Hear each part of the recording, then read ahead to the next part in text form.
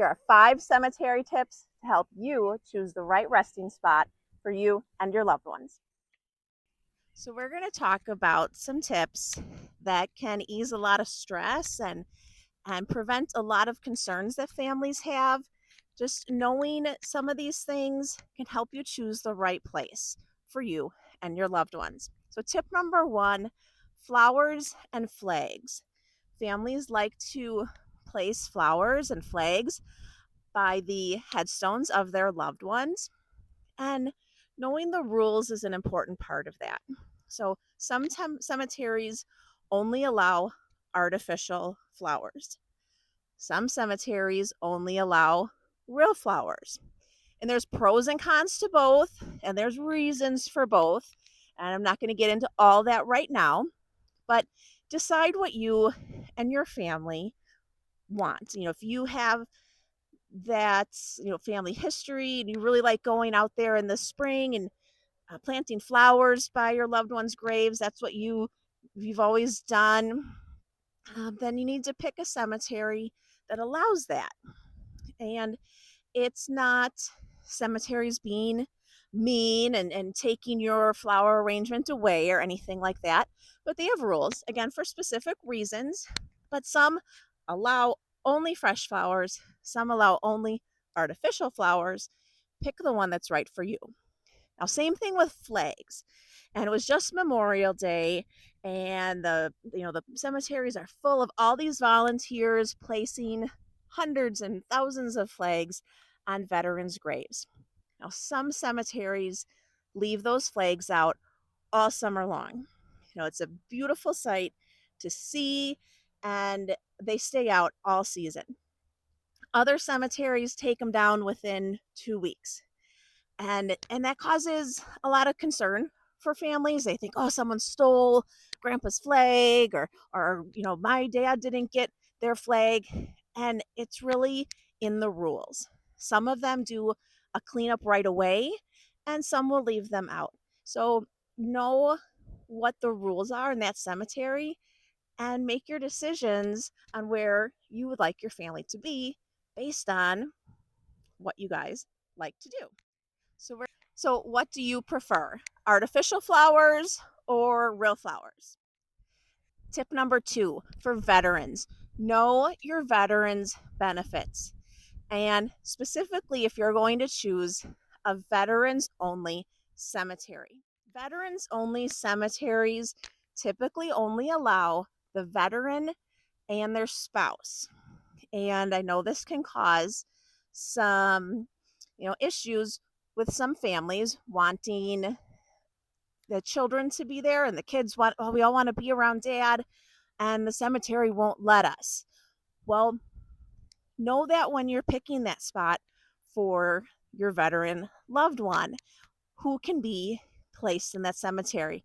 Sometimes it's only the veteran, and sometimes it's just the veteran and the spouse, and no other spots are going to be available around your loved one for anybody that's not a veteran. Veterans, tip number 3, vases. Now, there's monuments like this one. It's an upright monument, and the vases are built in like that. But when you get to flush monuments, like these ones are flush to the ground, sometimes you can pick a built-in vase that's really cool. It like picks up, and you put it upside down, and it goes totally back into the ground. So it's flat, and you pick it up, put it upright when you want it, and then it can go completely down back into the monument when it's not in use. Now, that's very important, especially in these northern states where it snows. And cemeteries have certain months where they say all the vases go down, and they go down for the winter. And again, it's not the cemetery being mean or just, taking your loved one's flower arrangement away. They have to put the vases down to protect them for the winter. So Once we get 6 inches of snow or a foot of snow, we are not able to tell if that vase is up. And if a burial needs to take place out in that section and there's snow on the ground and the grounds crew drives over that with a backhoe to go dig that grave, they need to be sure that all the vases are down for the season so that they're not damaging anything. It's an upright. It's usually posted right when you drive into the cemetery what those vase up and down dates are. Again, in the northern states here, it's probably going to be sometime in October that vases have to go down, and maybe like May 1st where vases can come up.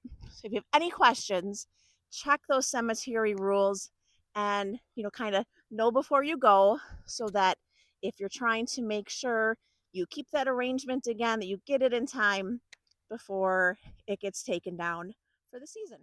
So it's tip number 4: monuments, headstones, gravestones, markers, whatever you want to call them. Have a vision for what you're wanting or what you think your family wants, and you have to pick your cemetery in accordance with that because they are not all the same. Some cemeteries allow upright monuments like you see here. Some cemeteries allow a mixture of both, uprights and flats. Walk over to one here, like a flat bronze on granite. Some only allow flats. And kind of the theory with that, the sentiment there is that those are mostly called memorial parks.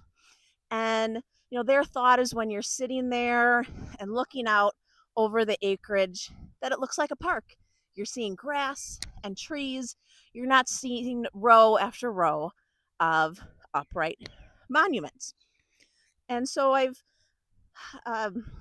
had that concern with families a lot, that we just had it in our mind that we were going to get mom or dad an upright monument, and now the cemetery won't let us. Well, know the rules, kind of the know before you go type thing, and see what they allow and what it is that's important to your family. So if having an upright monument is important, make sure you pick the cemetery that allows that, or get a space in the section of the cemetery that allows that, so there's not that disappointment later on. So what do you prefer? Upright monuments or flat bronze on granite or a bench? And tip number 5, think about the experience that you want and that your loved ones want. There are so many options for permanent placement, and I am a big fan of permanent placement, and that's a cemetery. I've worked in this industry long enough, and where people come in, they've walked in the door with an urn or two, and they're like, we inherited grandma and grandpa, or we're moving and we don't want to take these urns with us again. What do we do now? So it's for instances like that I am a big fan of permanent placement. I think it's respectful and dignified, and putting it off really just makes it someone else's problem later on. So instead of deferring that to someone else in the future generations, I think it's something good for us to plan for and pick where we would like to be. So there's lots of options. And what would you and your family like that experience to be? There's above ground, below ground, obviously cremation and traditional burials, but there's inside and outside. There's mausoleums, and think of what that experience will be like. If you think the family is really going to come visit around Christmas, that's when everybody's together, and that's when we kind of make our rounds to the cemeteries and visit families. And if you live in the northern states, going outside in and during the holiday season could be very chilly, could be problematic. Maybe there's too much snow to walk out to the section that you would need to go to. So maybe a mausoleum, maybe indoors, is a better option. If you think you're going to visit a lot, maybe that's something to consider. Some parks allow benches. So instead of an upright monument, you might be able to put a bench on that spot. And those are really nice and gives your family a place to sit while they are having that moment of paying their respects and visiting you. So I think all the tips 1 through 5, are all kind of summarized in number 5. Decide what experience you'd like your family to have. Have these conversations and then ask the questions. Make sure you're finding the cemetery that meets your needs so that there's not disappointment later on.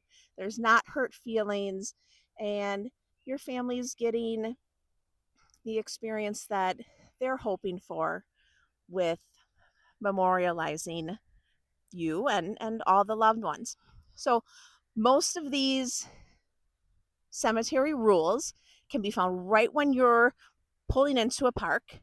There's usually a sign posted. It will say the cemetery rules. It'll let you know if vases are up or down, what's the dates for those.